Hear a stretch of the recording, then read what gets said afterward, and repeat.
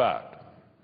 In my view, the IRS doesn't have any business snooping even further into the lives of our constituents, especially. We're going to leave the Senate debate from earlier today to return live to the Senate floor. Lawmakers are expected to continue work on the 2014 Defense Programs and Policy Bill. At 3:15 this afternoon, we are expecting a vote on a measure from Texas Senator John Cornyn to block passage of the Defense Programs Bill. Final vote on that measure is expected today, perhaps as late as 10:30 or 11 p.m. Eastern tonight. Now live Senate coverage on C-SPAN 2.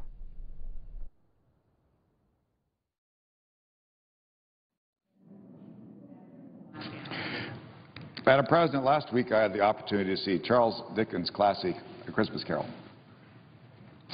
As you know, this is a morality tale that highlights the plight of the poor, the less fortunate, the unemployed. In fact, Madam President, when Charles Dickens began to work on A Christmas Carol, actually he was so upset with the plight of youth and children working in mines in England. He started out to write about that in a novel, and it evolved into a tale about Christmas, A Christmas Carol. And I watched Christmas Carol with my wife Mel at Ford's Theater about a week ago, and I was struck by the following line from the spirit of Jacob Marley. And here's what Jacob Marley said in The Christmas Carol. Mankind was my business. The common welfare was my business. Charity, mercy, forbearance, benevolence was all my business. The dealings of my trade were but a drop of water in the comprehensive ocean of my business. End quote. With that line, Dickens was advocating for those less fortunate and voicing his support for economic equality. Those words are most appropriate today, this time of year. I come to the floor today with my friend, the Senator from Rhode Island, Jack Reed, to share our concerns about the weak labor market, those who've been unemployed for so long, and its impact on the nation's 11 million unemployed. Senator Reed and I are especially concerned about those that have been without work for an extended period of time. It's been 4 years since the end of the Great Recession. And while the nation's economy has been slowly recovering, steadily adding jobs, a large sector of society is still out of work.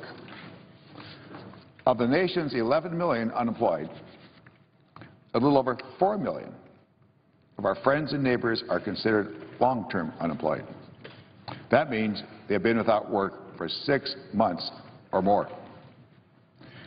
Most people who find themselves out of work are eligible to receive assistance from their state for 26 weeks as they look for a new job. But for far too many, finding a new job in the sluggish economy has been extremely difficult. When state aid is exhausted, federal emergency unemployment insurance kicks in and helps families that help make ends meet. However, that safety net is now about to expire. It's about to expire in just a couple of weeks. In fact, in less than 2 weeks, federal emergency unemployment insurance will run out. On December 28, 1.3 million people will lose their unemployment benefits. These are people obviously hurting. They don't have a job, love to find a job, love to have a job, trying to make ends meet. They're discouraged and unsuccessful at finding work. We cannot cast them aside. We need to provide out-of-work Americans the security they need while they continue to look for jobs. We need to help them look for work, clearly, and put food on the table for night for their families. Extending the jobless age of the long-time out of work must be a priority for this Congress. With the House already at recess, we will not be able to extend emergency unemployment benefits before the end of the year, unfortunately. But it is my hope that when Congress returns, we can retroactively extend benefits. At the same time, when we return next month, we need to explore long-term unemployment solutions. We need to jumpstart policies that will grow our economy more rapidly and create new jobs. It has to be a dual track. Benefits for those unemployed, but also assistance to find ways so more people can get jobs. We all care deeply about this. I know no one who cares more deeply than my good friend from Rhode Island, Jack Reed. He's been working diligently, looking at every possible solution to try to find a way to make sure unemployment benefits are extended. And that is why we're working together on this. It's in the jurisdiction of the Finance Committee, but Jack has worked very hard to ensure that Americans are not cast aside. And Senator Reid and I will do all we can to try to find a solution. I tip my hat especially to the Senator from Rhode Island for all that he has done. I mean, he's a tireless advocate for a solution here for those unemployed. And together we will find, as Dickens said, make the common welfare our business. Thank you, Madam President. Senator from Rhode Island. Well, thank you, Madam President. First, let me thank Chairman Baucus for his very kind words, but also salute the President of the United States for the wisdom of his announcement that he intends to appoint the Senator to be our next ambassador to the People's Republic of China. I can't think of anyone whose integrity, whose intelligence, whose commitment to the nation, whose patriotism would be so well served and so beneficial to this country as continuing his public efforts after his days in the Senate in the embassy in Beijing. Thank you, Mr. Chairman. I also want to thank the Chairman because he's been an articulate and effective advocate for unemployment compensation benefits for hardworking Americans who are without work because through no fault of their own, this economy has had a drastic contraction. The beginning in 2007, 2008, 2009, we're seeing some improvements, but in this period, the Chairman has been the key actor, the key force driving for extended benefits. And he's done that also in the context of trying to reform the program. He has implemented efforts like WorkShare, a proposal that I brought to him that is a smart way to do business. It basically allows a company to retain their workers for part of the week and let them collect benefits for the rest of the week, so they keep the workforce together. In Rhode Island, it's been extremely beneficial, and it's now a nationwide program because of Chairman Baucus. He is working very hard, as he indicated. We're working together to ensure that we do not see this cliff where 1.3 million Americans lose their benefits on December 28th. Yesterday, Madam President, I came to the floor to discuss some of the economics behind the logic of extending these benefits. And I believe that this extensive amount of economic research supports the very common sense notion that I think the vast majority of our colleagues share, that Americans want to work. They're in an environment, though, where jobs are scarce. There's 2 workers for every job. And in some parts of the country, that ratio is even much worse. However, I heard other colleagues say, well, that might be true, but we've got to fix this program because we've got abuse and we have fraud. Well, the Chairman and his efforts have always demonstrated that we are committed to rooting out any type of fraud and abuse. In 2012, for example, we strengthened the requirement that you have to search to work to qualify for unemployment compensation. We also improved program integrity by having beneficiaries show up more frequently for in-person assessments to help them find a job quicker and ensure they receive the right benefit amount based on their past work history. So we want the program to be efficient. We want the program to be something that is not subject to abuse. That means that more people can benefit correctly, not abuse the system. So I'm sure the Chairman and I are quite willing, I know I am, and I know he is too, to work if we need reforms. But we can't do that in 10 days. We can't do that. We need some time. So I have joined together with Senator Heller to suggest a 3-month extension. That will allow us, and this is a bipartisan effort, and I thank the Senator from Nevada, that will allow us to keep people from falling off the edge, literally. The average benefit in Rhode Island is $350 a week. There are very few people who are going to give up a job to get $350 a week. And by the way, that money is going right from the check to the local grocery store to pay for the heat, to pay for the rent. And that's why CBO has estimated that if we don't extend unemployment benefits, we will see a situation in which we lose approximately 200,000 jobs next year, which we could have otherwise have. That we will see our economic GDP growth shrink by about 0.2% because the demand generated by unemployment checks going out in the mail will be lost. It's one of those programs that provides about $1.70 or $1.60 to 70 cents for every dollar we invest. So this is good economics, not just, as Senator Baucus said so eloquently, not about our commitment to something beyond ourselves, to the welfare and the good faith of our neighbors in the spirit of Christmas, the true spirit of this holiday. Well, you know, the other thing, too, is if you look at this argument about, well, we're not going to extend the program because of abuse, well, you could look at a lot of programs. You could look at the crop insurance program, for example. I don't hear many people coming out and saying, oh, let's cut out that crop insurance program if there's abuse. But, you know, just recently, this year, the Department of Justice prosecuted a very large, significant case of widespread tobacco crop fraud spanning 6 years. A federal district judge brought to justice an insurance agent or a farmer. Prison time was ordered. $8 million was of restitution had to be paid, and no one is standing up and saying, let's end crop insurance because of this case. Let's get realistic. We need to extend these benefits, and we need to do it promptly because the 28th is just about upon us. Now, shortly, Madam President, I will make a unanimous consent request. But before that, I'd like to recognize my colleague, a great leader on this effort, Senator Stabenow, and then I would ask if at 2:30 she could yield the floor back to me so I could make my request. With that, I would yield. Senator. Madam President.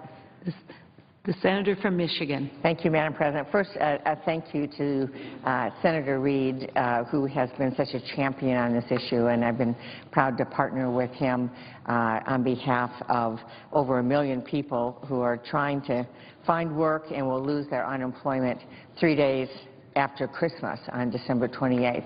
I can't think of anything more devastating to families trying to put food on the table and roof over their heads.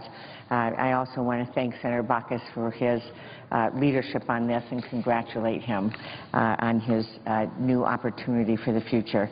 I will, in the interest of time, put my full statement with consent in the record. Without objection. Thank you. But let me read specifically letters that I think tell it all from people in Michigan. Regina from Holland, Michigan writes, I am begging you to extend unemployment insurance. I've been unemployed since June. I'm almost done with my first year of unemployment. I've been trying to find work. I'm 59 years old, and that does not help in finding a job. And Madam President, let me say, we have way too many women. We have way too many people who are in their 50s and in their 60s trying to find work and having a very difficult time for a number of reasons. But she goes on to say, if you don't pass the extensions, my family will only have my husband's Social Security check coming in and we'll lose our home. I am really scared we will not have this money coming in after December 28th, and I don't know what we're going to do. I also heard from Stephen in Dearborn, who wrote me and said, this December 28th deadline directly affects me and my family. I've been unemployed for 6 months. I've been struggling to keep things afloat for my wife and my 2 young children. If these benefits cease at the end of the month, it will put us even closer to losing everything my wife and I have worked very hard for. I mean, the reality is, even though the economy is getting better, we still have 3 people looking for every 1 job that is available. Now, at one time, it was 5 people. So we've made some progress. But the truth is, we still have a situation where way too many people in Michigan and across the country, in fact, almost 11 million people are out of work, and we've got them 3 people fighting for every 1 job that is available. And we still also have challenges as it relates to matching up the jobs with the skills that people have. Not that people don't have skills, but they're different than the jobs that are available. So people are going back to school. They want to work. We all want the dignity of financial independence and work. But too many people are struggling in an economy that they did not create, a global economy that they did not create. And if we don't act, if we don't support Senator Reid's motion, over 43,000 people in Michigan, 43,000 people in Michigan, over 1 million long-term unemployed people across the country will find themselves in a devastating situation right after Christmas. It makes no sense. I urge my colleagues to join together and do what we have done with Republican presidents, Democratic presidents, what we have done on a bipartisan basis over the years, and that is to make sure we have a lifeline for people who are needing temporary help while they look for work. Thank you, Madam President. Madam President. Senator from Rhode Island. Madam President, at this time, I would ask unanimous consent that the Senate proceed to the consideration of calendar number 265, S1845, the Emergency Unemployment Compensation Extension Act. The bill be read a third time and passed, and the motion to reconsider be considered made and laid upon the table with no intervening action or debate. Is there objection? Madam President. The Senator, the Republican whip. Madam President, it's unfortunate that the Senate schedule is chock full of pending cloture motions that are controversial or completely non-urgent nominations. So I would ask the Senator to amend his consent request to say that the pending cloture motions on executive nominations be withdrawn, and that following the disposition of the defense bill, the Senate proceed to consideration of S1845, the unemployment insurance extension, and that the majority leader and the minority leader be recognized to offer amendments in an alternating fashion so these important issues can be considered this week. I'd ask for that amended consent request. Does the Senator so modify his request? I do not modify my request. I insist on my request since it's the only practical means of getting the measure passed. Is there objection to the request? I object. Objection is heard. Madam President, I believe I have just a few minutes left, 2 minutes, so before Senator McCain takes the floor, let me make just a few more points that I think are critical. Last month, the economy did add jobs, 203,000 jobs. But what we're seeing is the average length of unemployment is increasing. People are still out of work now on average 36 weeks. That's more than 20 weeks longer than in previous recessions. And it's longer than the 26 weeks of state insurance. That's why we're here asking for benefits. People now are averaging a much longer time without insurance benefits. This is not a situation where they fall within the state program. They have to have these federal benefits because it's harder and harder to find work. I would also suggest, too, that if you look at it another way, in 2008, when President Bush started this emergency compensation program, it took the average jobless American 5.6 months to find employment. Now, with the increased long-term unemployment, it takes about 9 months. And so, again, this is a reason why these long-term extended benefits are absolutely necessary.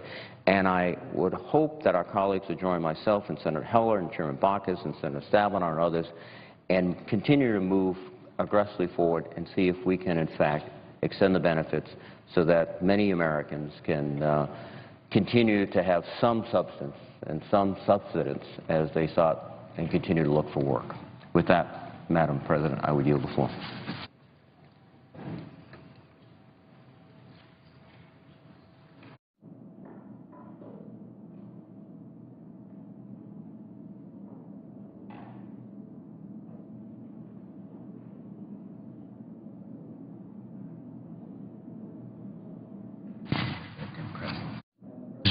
The Senator from Arizona.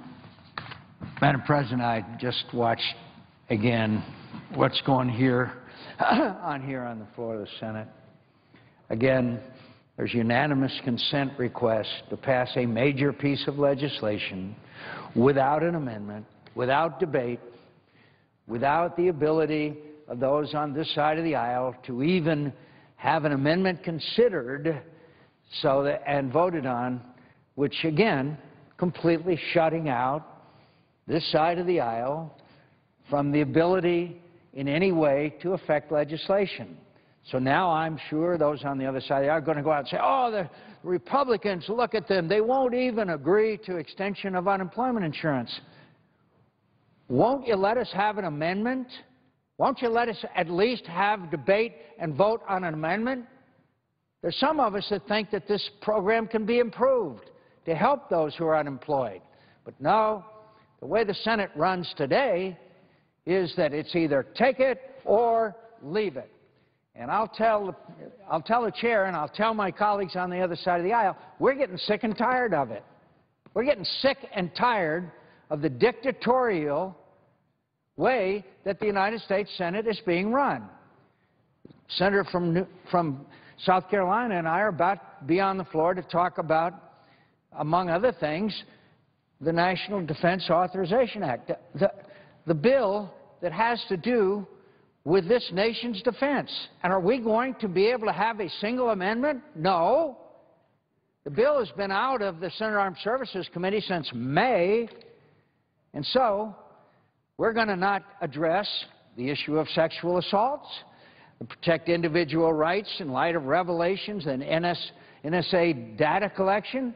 I would say to my colleagues, the President had a commission that just made some recommendations. Wouldn't it be appropriate to take those commission recommendations, debate them here on the floor of the Senate, amend the bill so that some of these recommendations by this commission should be enacted into law? Do we not believe that the issue of surveillance, of NSA data collection is not an issue that shouldn't be debated on the floor of the United States Senate? We would be doing that. We would be debating, we would be amending, we would be making it better, we would be protecting the privacy of Americans' lives if on this floor we were amending and debating the Defense Authorization Bill, but we're not. We're not. Are we going to talk about this incredible issue which has permeated so much debate both in and outside of the Congress, the United States, of sexual assaults in the military? No. Nope.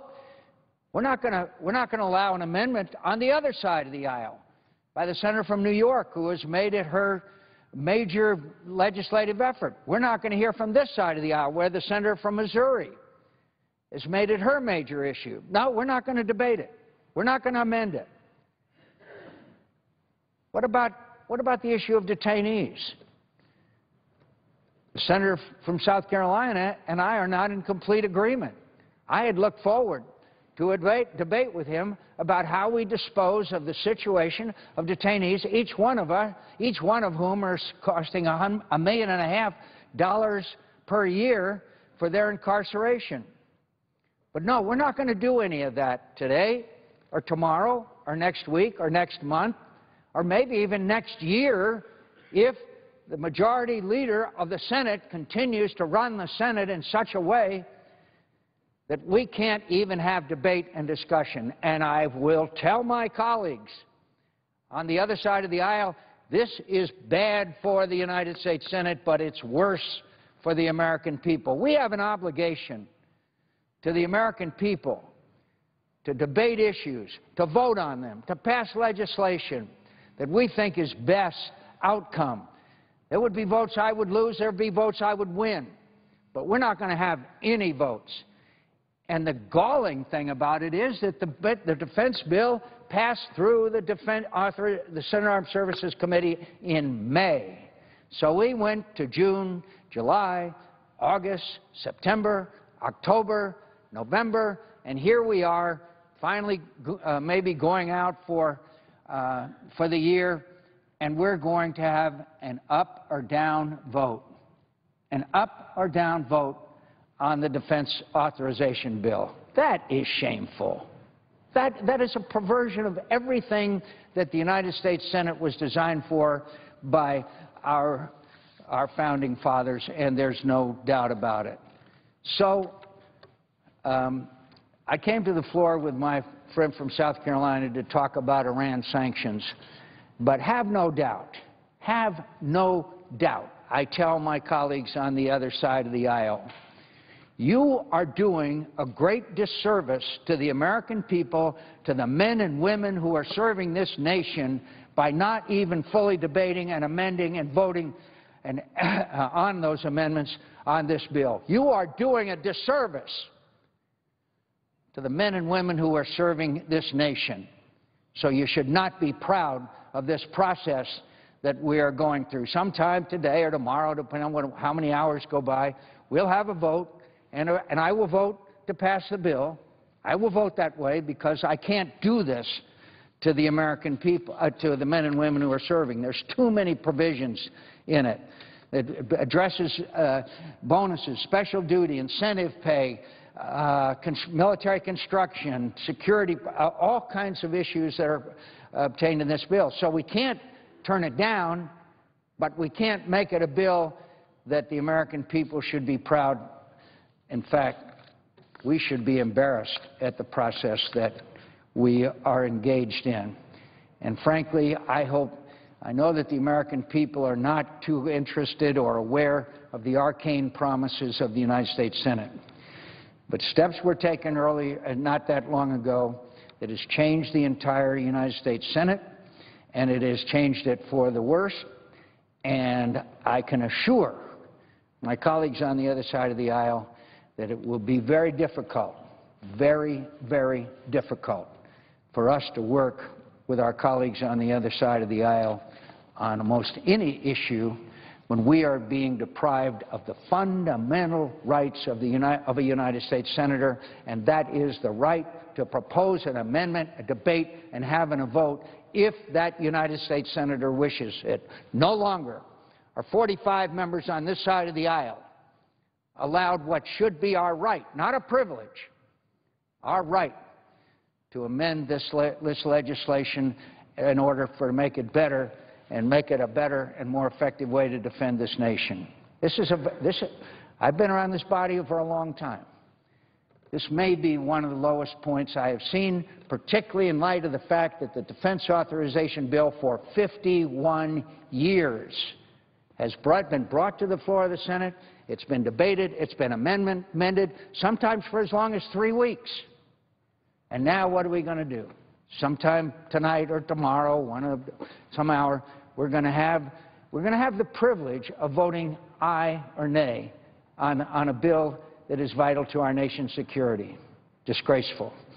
I see my colleague from South Carolina on the floor, and I ask unanimous consent to engage in colloquy with the senator from South Carolina. Without objection. I'm sure that my colleague and friend saw the article in the Wall Street Journal this morning that says, quote, France doubts Iran ready for nuclear pact. Foreign Minister Laurent Fabius questions whether Tehran is willing to abandon the ability to build an atomic bomb. And really in the first chapter, the first paragraph of this story is what fundamentally I would ask my colleague is really the fundamental problem. There are many issues concerning the Iranian lie, cheat for years and years about their continued progress towards the acquisition of a nuclear weapon. But I would ask my friend from South Carolina, isn't it really about the most important, let me put it this way, the most important aspect of this whole issue of these negotiations is the right to enrich. In other words, will the Iranians, haven't we already given over to them the right to continue to have the centrifuges spin and the enrichment process continue so that at some point, sooner or later, they may have only be the turn of a wrench away from a nuclear weapon? Senator McCain, you're absolutely right. The interim deal does not dismantle the centrifuges. They're spinning as we talk. They disconnect, I say disconnect, not dismantle, some advanced centrifuges that have been installed. What people need to realize is that the Iranians, over the last decade, particularly the last 3 years, have developed a very mature enrichment program, 18,000 centrifuges. They don't need 20% enriched uranium anymore with these new centrifuges to get to 90%, which would produce a uranium-based bomb. They can do it with a 3.5% stockpile. So I guess here's the basic question for us as a nation and the world at large. Do you believe the Iranians when they say they're not trying to develop a nuclear weapon, they're trying to only develop peaceful nuclear power? Do you believe them when they make that claim, given the reality of their enrichment program? They're lying, they're cheating. If their goal is to enrich, not for peaceful nuclear power purposes, to make a bomb, how do you get them to change their goal? And I think what Senator McCain's pointing out is very important. The interim deal, like it or not, has legitimized enrichment in Iran.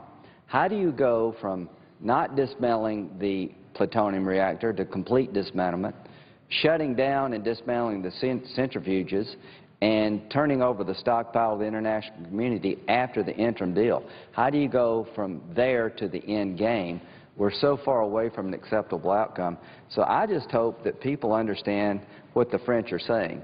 The French are telling us that they do not believe the Iranian negotiators and the Iranian regime are serious about abandoning an enrichment program that could break out to produce a nuclear weapon. And Senator McCain, I just want to appreciate your leadership on these issues, Syria, Iran, you name it, you've been there. So I would just like to ask the question, Senator McCain. Do you believe the Iranians when they say they're not trying to acquire a nuclear weapon? And from a U.S.-Israel's point of view, what would happen to our nations if they had that capability? Could I say to my friend, one of the things that would happen right away, I think, is well known. It's not a secret that many nations in the region would then quickly acquire nuclear weapons, and maybe the wealthiest ones might even just buy one from Pakistan. That is not a secret. But could I ask my colleague this? So therefore, we now have a period of 6 months, which originally was stated as the end goal, that an agreement would be made and finalized and would be ready to be put into effect. But then we hear, well, maybe it's going to take more than 6 months. One, haven't we seen that movie before? Extended and protracted negotiations, which then the centrifuges, as the senator from South Carolina just mentioned, continue to spin. But also, wouldn't it be appropriate that for the Congress to say to the administration, and more importantly to the Iranians, that after 6 months, my friends, the screws are going to tighten? Because if you can't get an agreement in 6 months, then it would be appropriate for there to be additional pressures that would then hopefully be incentives for them to reach a final agreement, rather than the status quo, which most of us believe is not satisfactory under this 6-month period. And so shouldn't there be some sanctions that would kick in after a 6-month period, which then the Iranians would know that if they don't reach an agreement, then the sanctions will be more severe? And perhaps my colleague can explain to me why the Secretary of State and the administration seems to be so opposed to us putting more pressure on the whole process to be finalized. And 6 months seems to be a reasonable length of time to get that done. Well, the senator is right. This interim agreement has not been implemented yet. They have 6 months to reach a final agreement, but also an additional 6 months beyond that, a year basically, to drag out these negotiations. And you ask the ultimate question. Sanctions, Senator McCain, don't you believe is the only reason the Iranians are at the table? I want to compliment the administration for putting together an international regime to take the sanctions that Congress has passed, over their objections, I might add, to really inflict pain on the Iranian regime, unfortunately the people too, but that's the only reason they're at the table. But here's the analysis as I understand it, Senator McCain. People in the administration believe there's a moderate element and a hardline element. And Iran is telling the United States and the P5+1, if you threaten us with any more sanctions, we walk away. We're not going to negotiate with a gun to our head. Now, these are the people who have been using a lot of guns and put a lot of guns to people's head and actually pulled the trigger, killed hundreds of soldiers in Iraq, creating chaos and mayhem in Syria. They're one of the biggest supporters of state terrorism. But that's an odd thing for them to say when I believe the only reason they're at the table to begin with is because of sanctions. So my belief is that new sanctions tied to the end game, and this is what we've been working on in a bipartisan fashion. It's just not keeping the sanctions alive for the next year. It's tying their relief to an outcome that we all want. I want a peaceful resolution of the Iranian nuclear program. If they want a peaceful nuclear power program, they can have it, just control the fuel cycle. That's been my position. If they want an enrichment capability that has to be monitored by the UN and it's robust, and the only reason they won't break out to get a nuclear weapons because of UN inspectors, that's North Korea. The movie you talked about, Senator McCain, is the movie called North Korea, where you would impose sanctions, you would relieve them, you would give them money, you would give them food, you'd reinstate sanctions, you'd have UN inspectors to control the progress. The program was never dismantled. Don't repeat the mistake in Iran that we repeated in North Korea. Dismantle this program before it's too late. So to the administration, we're trying to help, not hurt. I don't believe there's a moderate element when it comes to the Iranian nuclear program. I think that is a facade. The new president is a charming fellow on television, but he was a nuclear negotiator in 2004 and 2005 for the Iranian regime and openly bragged about how much advancement they made during his time negotiating toward an enrichment program that could produce a bomb. So this idea that there's hardliners and moderates when it comes to the Iranian nuclear program is a miscalculation. So we're working on bipartisan sanctions to continue them, and they can only be relieved when we dismantle the enrichment program.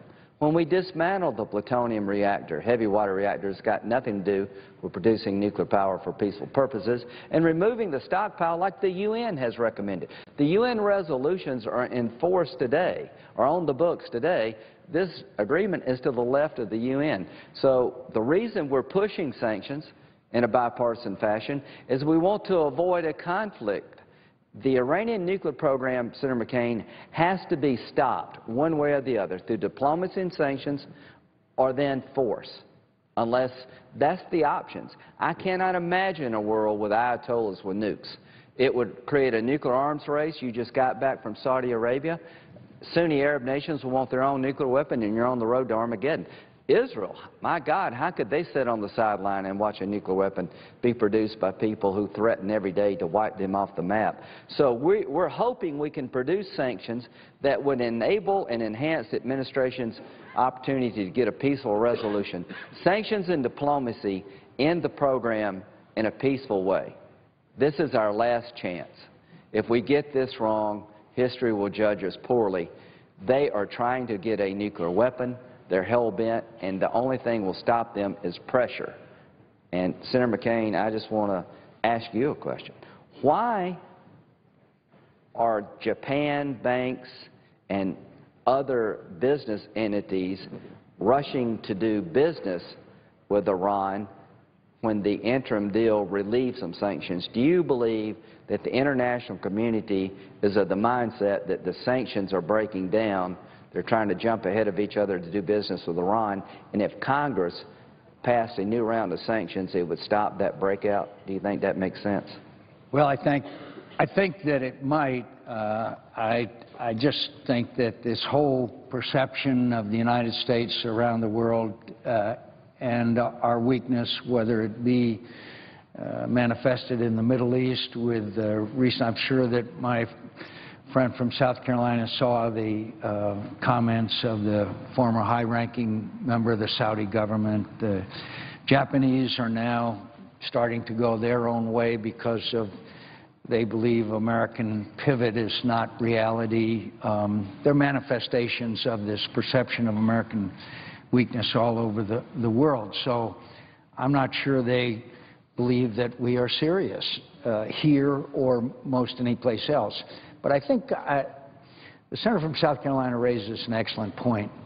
I seem to remember during the days of the Cold War that we used to look at the reviewing stand on the May Day parade, and we'd point out one guy and say, well, he's a moderate, and he's a softliner, and well, he's a hardliner, and you know, we hope that fill in the blank is going to really have a beneficial effect, and the Russians are going to change, blah, blah, blah. And there was always this belief about hardliners and softliners. We know now from history that that was never the case. So now we look at Iran. Oh, there's the hardliners and the softliners. You know, doesn't that ignore the fundamental fact that there's one man that governs Iran and just makes all the decisions? And that guy is the Ayatollah.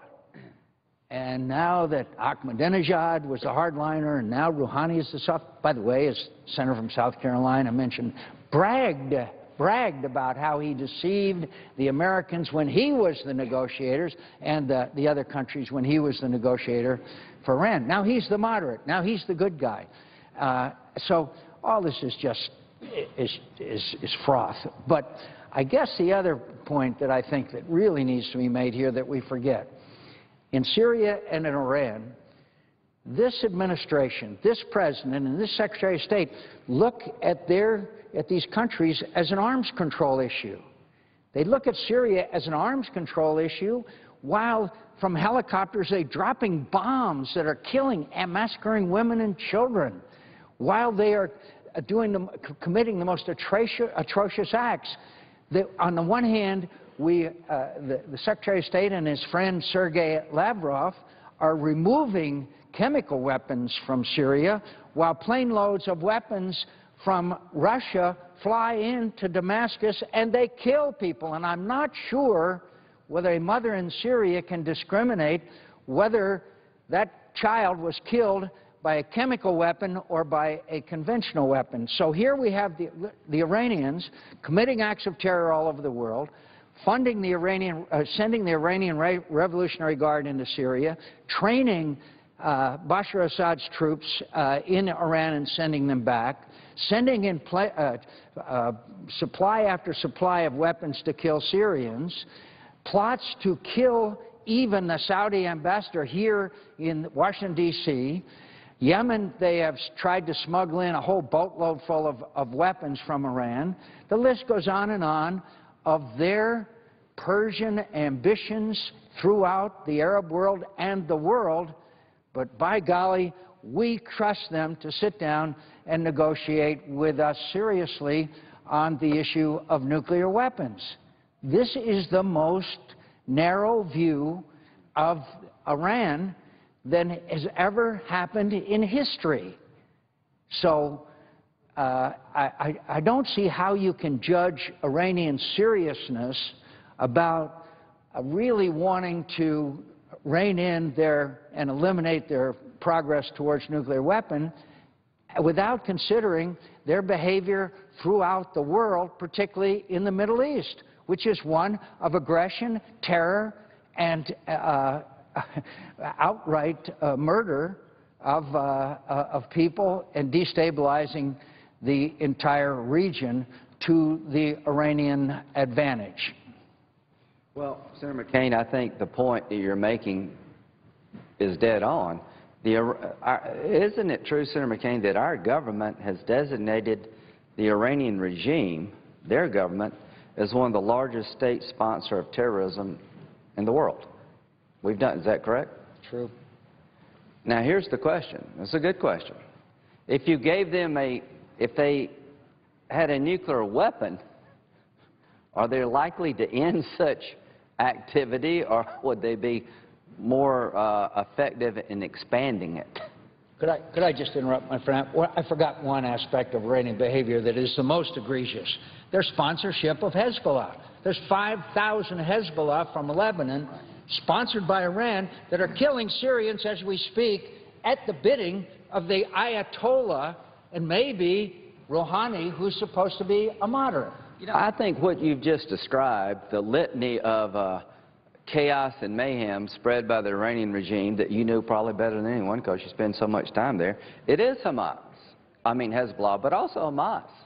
I mean, they have actually, they're all in the people who create the biggest upheaval for Israel. They're all in for their buddy Assad, the butcher of Damascus. Without Iran's support, one of the most evil people on the planet wouldn't have a chance.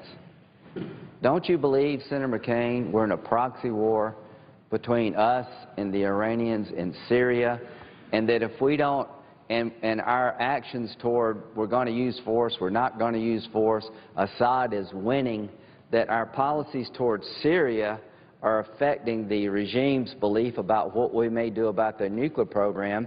And one thing that might reset our resolve as a nation is for the Congress to impose additional sanctions so the Ayatollahs will not be confused by our lack of will in Syria when it comes to their nuclear program. That the bottom line here is that after our debacle in Syria, don't you think we have a problem with the Iranian regime of taking us serious? The international community is now breaking the sanctions, and if new sanctions are imposed in a bipartisan way, that's the best way to reset the debate. Well, I would also point out, if we are looking for one bright spot, I would point out that we see countries in the Gulf and the Middle East aligning with Israel in a way that we have never seen before. Right. And shouldn't we listen to the Prime Minister of Israel, that's the first target of Iran, the country that the Iranians said and have not renounced their commitment to, quote, wiping off the map? Do you think that maybe the relations between ourselves and Israel are at the lowest ebb? Do you think it's an accident when now Saudis and leaders of other countries are outspoken in their derision of the United States' lack of leadership in the Middle East? Isn't it interesting, finally, that the Russians, for the first time since 1973, when Anwar Sadat threw them out of Egypt, they are now major players in the Middle East? I think the whole Mideast is going in the wrong direction at warp speed, and Congress has some obligation to speak up and do something about it and try to help the administration when we can. Number one, a new round of sanctions, if we could muster bipartisan support, would send a great message to the Iranians. We don't see you the same as we do Syria. There is a lot of confusion and differences in the body about what to do in Syria, and Senator McCain, you've been right for 3 years on this whole topic, but we are where we are. So a new round of sanctions bipartisanly passed, I think, would tell the Iranians that the American Congress and people look at you differently than the problem in Syria. I think it would also be a statement to the international community. We are resolved to get this program dismantled by using sanctions, and we're not backing off, so stop this breakout. And finally, to our friends, to the Israelis, to the Sunni Arab states, wouldn't it be welcome news to be tougher on Iran and to have the Congress reinforce the message to the Iranians that we're going to keep in place sanctions until you dismantle your program? Don't you think that would be some welcome news in a region that is absolutely desperate for some good news from America? I think so, and I thank my colleagues for their forbearance, and I agree with the senator from South Carolina. I think it is imperative for the United States Congress and our role in the United States government that these sanctions that be enacted. The administration has plenty of time to negotiate, but we want to be prepared for failure, and there's no reason, I think, not to make those preparations. I began our conversation with the comments of the Foreign Minister of France, and that concern is shared by many of our friends and allies both in and out of the region. Madam President, I note the presence of the senator from Mississippi on the floor, and I'm sure he has some very important words that will be translated into English. I thank you. Madam President, Senator from Mississippi. It would be inconceivable for the senior senator from Arizona to say anything which I would find offensive or insulting, and I take no offense from his remarks. I'd like to be recognized. We are We're in morning debate, I suppose. We're in debate on the pending question. We are post-cloture, and the senator is recognized. Wonderful. Thank you. And I understand that soon Senator Levin will be coming to the floor, and perhaps there'll be an exchange between Senator Cornyn and Senator Levin about a matter that may be coming to a vote sometime in the next half hour, and that would be the motion to table the filling of the tree. And so I'd like to speak for a moment or two about that, Madam President. And I think sometimes we talk about these things in shorthand within the Senate, and perhaps our constituents don't know what we are referring to when we say the majority leader has come in and filled the tree. And I know most members understand this, Madam President, but what that means is the majority leader comes in and he offers all of the amendments that could possibly be ordered at one particular time, and therefore doesn't give anyone else the opportunity to offer amendments. And that has really been a problem for us on the minority side. We have that situation right now, and perhaps the motion that will soon be made by Senator Cornyn will take care of that. But on this important defense bill, which has been brought to the floor in a shorthand manner, the majority leader has filled the tree, and there are 5 amendments offered. One of the amendments, Amendment 2555 by Senator Reid of Nevada, simply does this: strike the word 3 days and put 4 days. That's all the amendment does. Another amendment,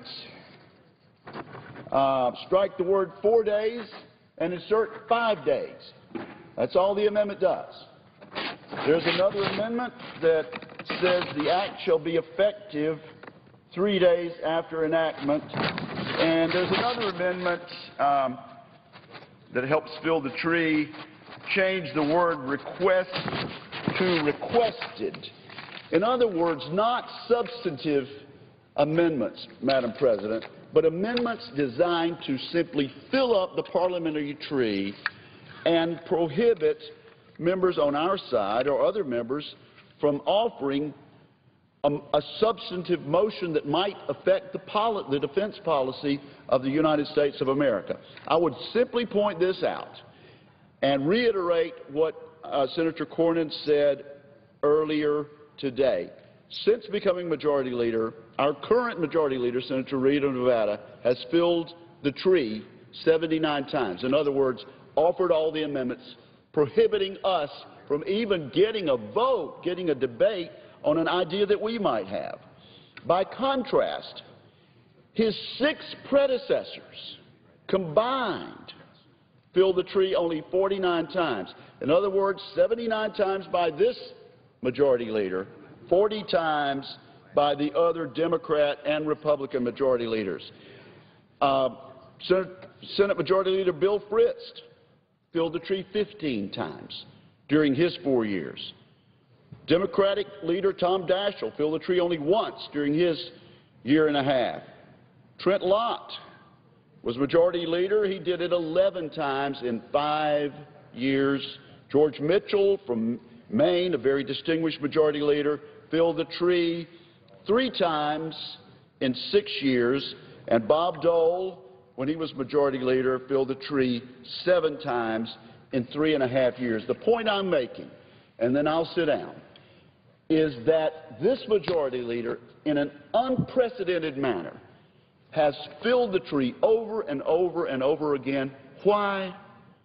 To prevent other senators from having an opportunity as representatives of the 50 states to offer ideas and improve bills and get us on record on important issues.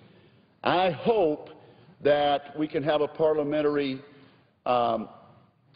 motion in just a few moments to allow this tree to be taken down and to allow the elected representatives of the 50 states to come before the President of the Senate and before the American people and offer different ideas. And I yield the floor.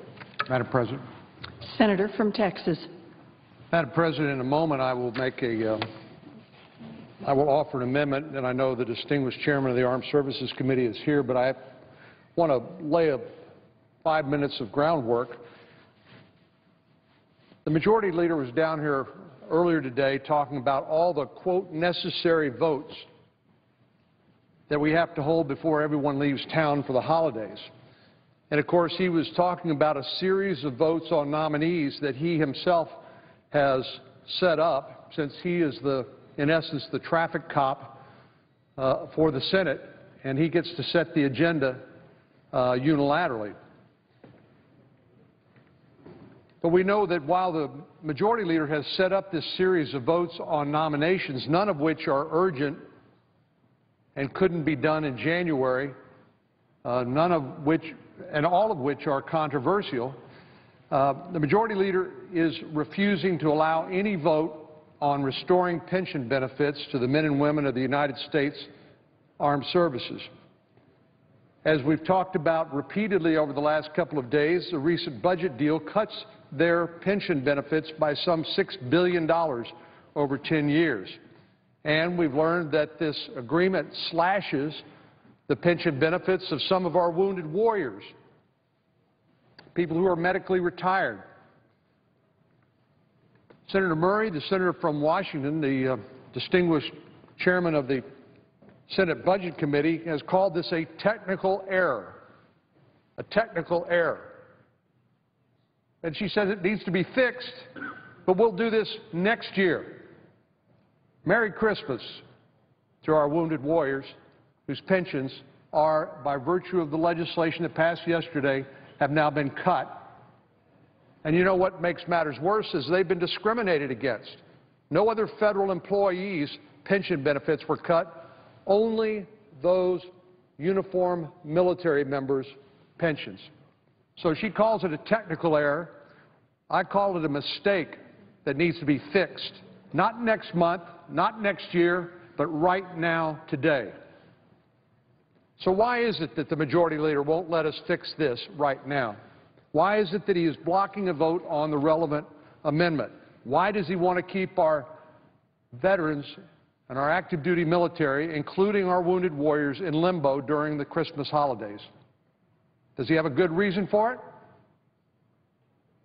Is it really more important to confirm some mid-level appointees than to make sure that our wounded combat veterans get the pensions that they've earned? Is it really more important for the Democrats to jam us with non-essential, non-urgent nominees than to take care of the people who sacrificed so much for this country? One last question, Madam President. Is it really more important to approve all of these nominees than to honor the men and women who lost their lives in a homegrown terrorist attack at Fort Hood, Texas, some 4 years ago at the hands of Major Nadal Hassan, a radicalized major in the United States Army who shouted the words Allah Akbar before he proceeded to mow down 12 people, costing them their lives, and to injure 30 more soldiers and uniformed military who were injured that day.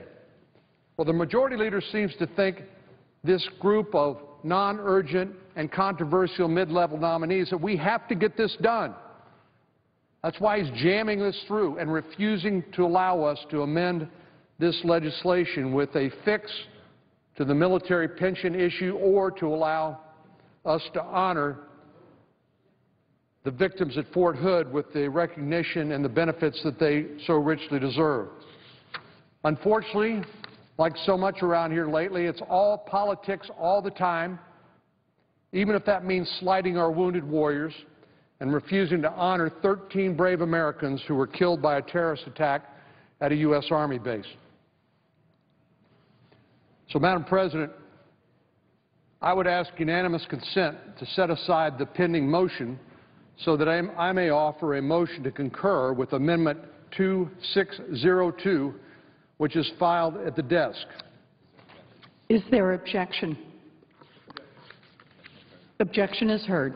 Madam President, Senator from Michigan. I wonder if the good senator from Texas would consent to my being allowed to speak for 5 minutes prior to the motion to table, which I understand is going to be forthcoming. Madam President, responding to the distinguished senator from the chair, I'd be happy for him to take the time to make whatever comments he wishes now. And then, since he's made the objection, this would be a good time to do it if he wishes. I very much appreciate Without objection. Texas. And let me just try to, in 5 minutes, encapsulate what is in the bill and why we're where we're at. Madam President, the bill includes numerous provisions, as the presiding officer knows, to sustain the compensation and quality life of our servicemen and women and their families, the quality of life that they deserve as they face the hardships that are imposed by continuing military operations around the world. And just a few of these provisions are 30 types of bonuses and special pays, $25 million for supplemental impact aid to local education agencies with military-dependent children, money to assist the Department of Defense in assisting veterans in their transition to civilian life, provisions for the Special Operations Command, $9 billion, $1 billion for counter-IED efforts, provision to require the Department of Defense to streamline the Department of Defense management headquarters at all levels by changing or reducing the size of staffs and eliminating tiers of management, cutting functions that provide little or no added value. A new land withdrawal provision that the Marine Corps has been working so hard on at 29 Palms in California. This is the #1 legislative priority of the Marine Corps. And the Commandant explained to us that for 6 years the Marine Corps has spent analyzing and preparing for this expansion so that the Corps can meet its minimum training criteria. As General Dempsey, the chairman of the Joint Chiefs of Staff, told us just a few weeks ago, the authorities in this defense bill, quote, are critical to the nation's defense and are urgently needed to ensure that we keep faith with the men and women, military and civilians, selflessly serving in our armed forces. Relative to the question of amendments, which has been raised, we tried, when this bill came to the floor, to get consent to have amendments relate to the Defense Authorization Bill. We were unable to get that consent. We tried to get consent to adopt almost 40 cleared amendments as a manager's package. We could not get consent to do that. We asked to lock in 13 additional amendments for votes. Both sides of the aisle, about equally divided, without prejudice, as to further amendments that could be brought up. But again, there was objection. Now, at this point, Madam President, here's where we're at. With the House of Representatives having left for the year, the only way we're going to get a defense bill enacted is by passing the bill before us as it stands. If it is amended, the bill would have to go back to the House of Representatives, and the result would be that we would get nothing enacted, killing both any amendments as well as the bill itself. It would put the Defense Authorization Bill in limbo. We have never done that. We have faced situations similar to this 2 years in the prior 5. We've always managed to pass a National Defense Authorization Act for 51 straight years. We followed the process in 2 of those last 5 years, which is not dissimilar to this process which we're following this year. Does that make this the best way to proceed? No. It is not the best way to proceed. But that's not the choice that we face. Our troops and their families and our nation's security deserve a defense bill. And the bill before us is right for our troops, for their families, for our nation's security. It was produced in a bipartisan manner. Senator Inhofe, my ranking member, is here, and I think he will attest to the fact that we adopted dozens of amendments in our committee work on a bipartisan basis. It deserves a strong bipartisan vote in the Senate today, but to do that, the motion to table, which I understand is about to be made, needs to be defeated. And I yield the floor. Yield for a question. I'd be happy. Could I ask, first of all, I'd also like to thank you and the Senator from Oklahoma for your leadership and hard work on this legislation.